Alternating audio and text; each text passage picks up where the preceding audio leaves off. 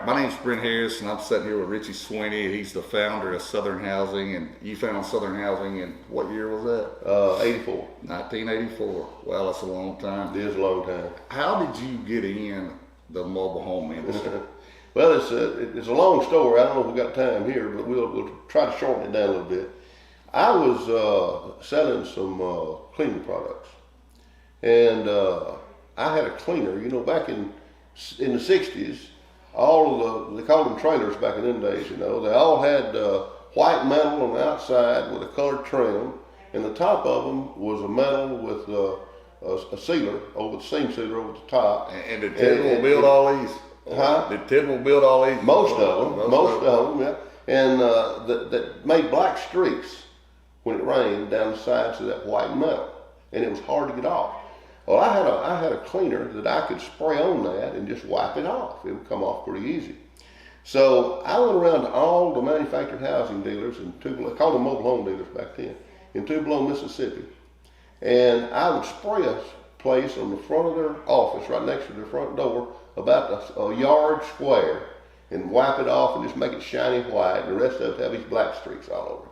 Then I'd go in and talk to the manager or owner and bring him out, show him where it cleaned it.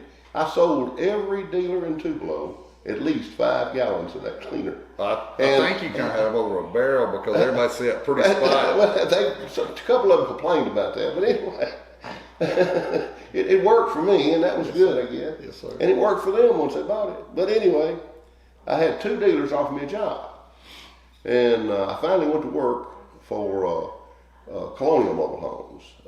Fellow over the Colonial Mobile Homes here in Tupelo named Leo Kearns hired me, and I went to work for him. They had 2 lots in the state at that time, one in Meridian and one in Tupelo, and they hired me here in Tupelo. I was the youngest salesman that they'd ever hired at that time. Because you was around, what, 19 years I was old? 19 years old. 19 or 20, 19 I believe. And I was the youngest salesman they'd hired at that time. And I worked here for a while. They transferred me to Meridian, worked there for a while, and then they wanted me to open up lots in South Mississippi. So I opened up a retail lot in Hattiesburg, one on the Gulf Coast in Biloxi, and one in Brookhaven, Mississippi. Opened up 3 in South Mississippi, and ran those for about 2 years. And then there was a dealer in Meridian, Earl Aiken, was growing really, really fast in Mississippi, and he asked me to come to work for him. And I went to work for Earl, but that was a mistake. I didn't enjoy that much. I worked there for a couple of years, and then I called my old boss from Colonial, and they had an opening at the mobile home manufacturing plant in Clarksdale, Mississippi, Vintage Homes. Yes. And so they hired me up there as a salesman. I worked there as a salesman for a couple of years. So you were doing wholesale. You were selling from the plant to the retailer, retailer, and you enjoyed that as well. I did. I liked that too, but I enjoyed the retail much better. And the retail, what part of the retail would you say that you enjoyed the most, or you said, hey, or two? Let's back up. At what point, when you started in the industry, did you say, hey, this is going to be my career? This is going to be. When I actually did, I think when they promoted me to district manager in South Mississippi. Yes, sir. I really, really, really enjoyed that. I opened 3 lots just really quickly for them, and ran those 3 lots for a couple of years. So after that, you worked for Colonial, I think, till 7. I worked for them for about 4 or 5 years, you know. And my memory ain't what it used to be, so but that's going to be close. And went to work then for Earl Aiken. Earl was a big dealer in Mississippi, and he was growing really fast at the time. So I went to work for Earl, but I saw that was not for me. Yes, pretty quickly. And yes. Then I called my old boss in Atlanta, and he offered me a job in the plant. Built, you know, where they built mobile homes in Clarksdale. Yes. And so I sold out of the plant for about 2 years. So you sold wholesale out of the plant. I did. Did you like that? I did enjoy that, but not as much as retail. And the retail side of it, what did you love about the retail? What was your favorite part of it? Okay. I loved retail just for the fact of meeting and talking to the people, the customers. Yes. That was the most favorite thing for me was just to step out that door and shake hands with a stranger that wanted to look at my product and wanted to listen to me about selling it to him. And you could help him get a home. Absolutely. At that time, you could help people get a home and just couldn't get one nowhere else. Yes. And we put families in homes back in those days. And it seemed like that even though I thought we were doing a really, really wonderful thing for people, the governments around, especially the city governments and things, it looked like they fought us tooth and nail. Every step that we made, it was a struggle. Yes.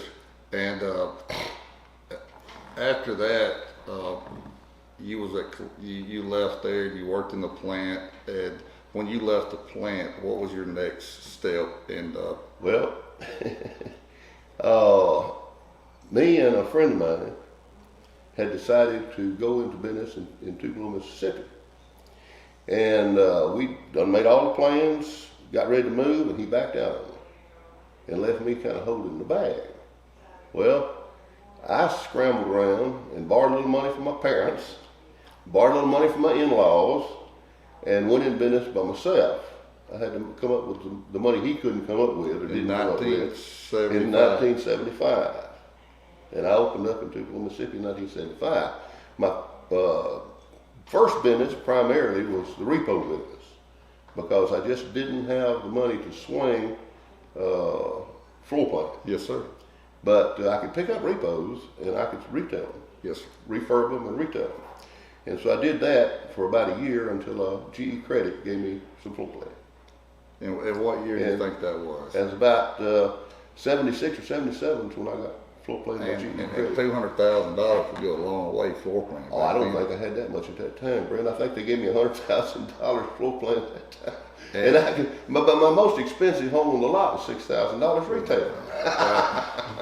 And guys, we're talking right now. This is 2023, and the most expensive house I have on my lot is $469,000. So he didn't have that much floor plan. Had a lot full of. Of course, mine was just a little single wide. You know, it wasn't a big double wide or triple wide or whatever. But so you continue there at Paradise till 89. Y'all were highly successful. I assume. We were pretty good. We did pretty good.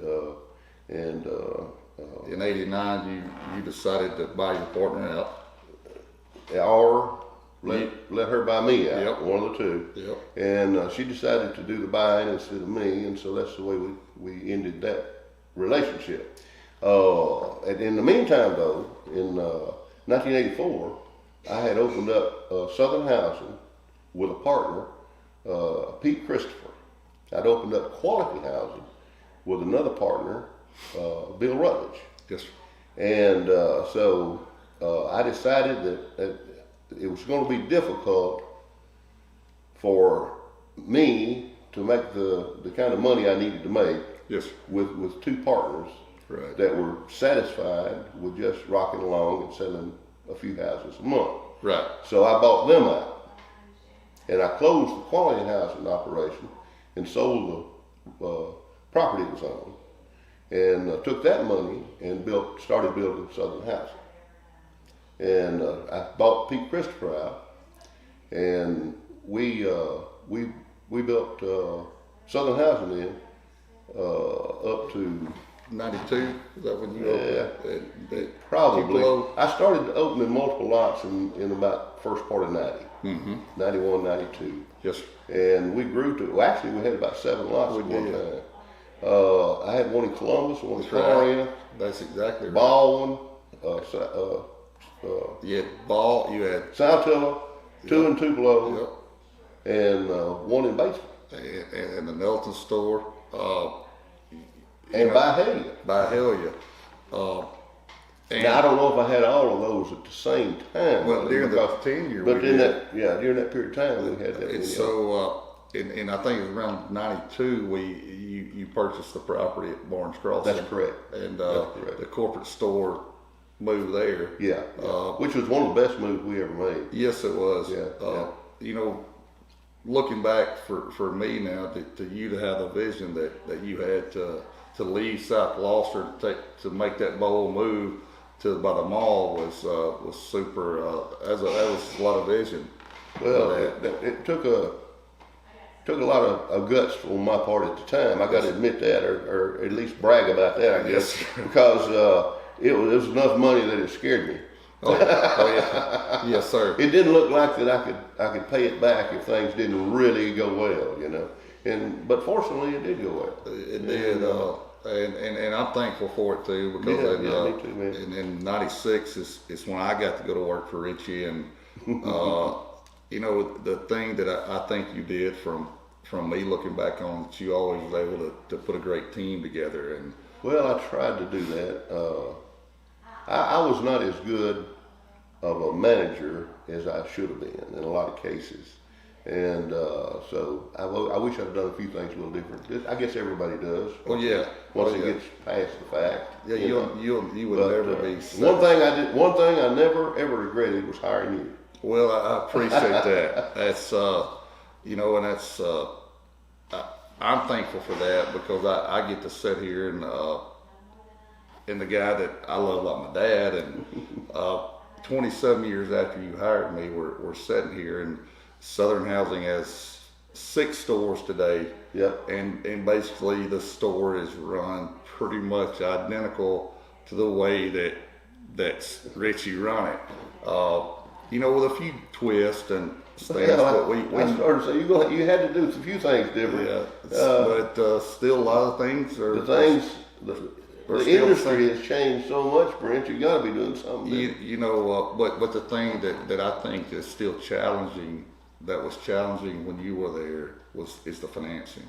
For the retail that's customer. Always going to be a case, you know. You know, to where, but now I will say this: I think you would be over the moon with the banks, the way they look at our product now. Oh, absolutely. You know, that the financing is actually, they didn't have a choice with what you guys done as far as putting our image out there, and what we've done. That's it's really opened it up to where manufactured housing is this close to being equal with site built. Yeah. And you know, it'll probably never be equal, but well, I think it's just as good now. If you don't know the yes, truth. sir. I just don't think it's recognized as being as good now. And I think it was just as good a few years before now, as a matter of fact, and was never recognized as being as good. Manufactured housing is just, I mean, it'll last forever if you take care of it. Yes, it's like a conventional house. That's right. It's just as good. It is. And it keeps you just as warm in the wintertime and just as cool in the summertime if you do it right. You know, what always intrigued me was these homes are built indoors. Yeah. They don't get any rain. No. They use premium lumber, and you can do anything, customize them. Right. And you don't have to wait 6 months to a year for a builder, and you know, a year most of the time. and they're regulated heavily by HUD. Yeah, you know, a strict standard that. I think you probably remember when HUD in 1976, I wasn't alive, but they passed it to where that basically that helped our industry, I think, a lot when they recognized us as a home. And absolutely.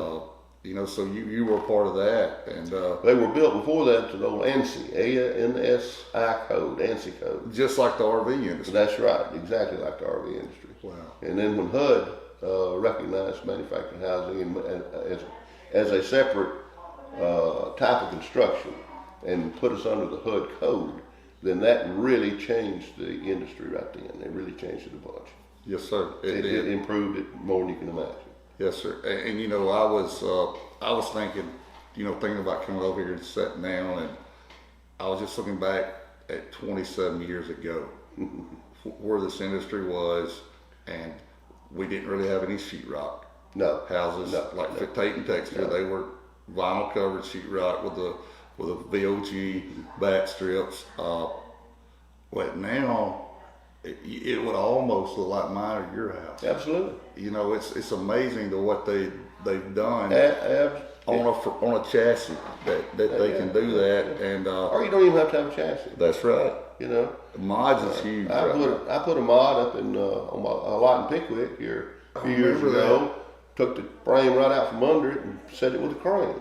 And you on got a permanent foundation. And you got an appraisal of site built. Site built appraisal on it. Yes, I did. So, for anybody that don't know out there, modular has the same appraisal as a site built. Yeah. And, for probably half the cost, and you get probably more upgrades in the mod. A lot more upgrades. A lot more upgrades and built well.